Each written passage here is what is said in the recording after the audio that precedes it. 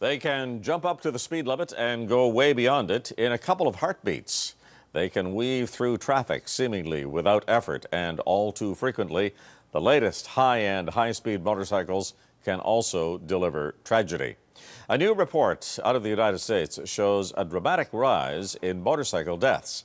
And as CTV's John Venevali-Rao reports, two-wheeled travelers can also get themselves into serious trouble on this side of the border.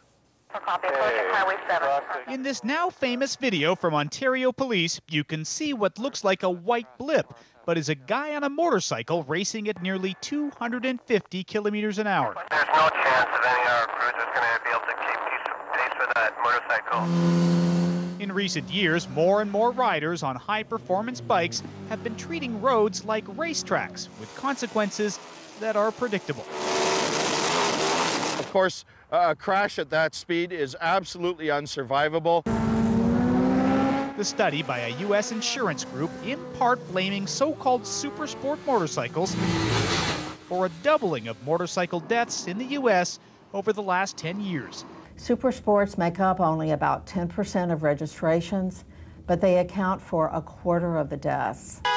Of course, it's worth pointing out, unlike Canada, in the U.S., half the states repealed their helmet laws, magnifying the problem, with bikes that can often be bought for less than 20 grand, but can go from 0 to 100 in less than 3 seconds. Manufacturers have had no hesitation plugging speed as a selling feature. This video posted on YouTube shows someone in Austria. Look at the speedometer.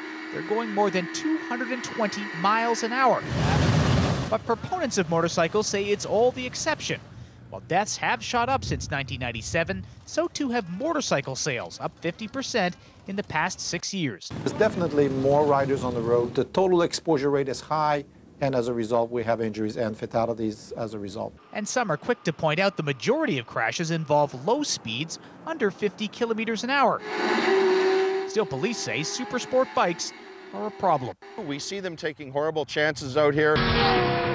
And insurance companies say these rockets have no business being on the road. John Venevali-Rao, CTV News, Toronto.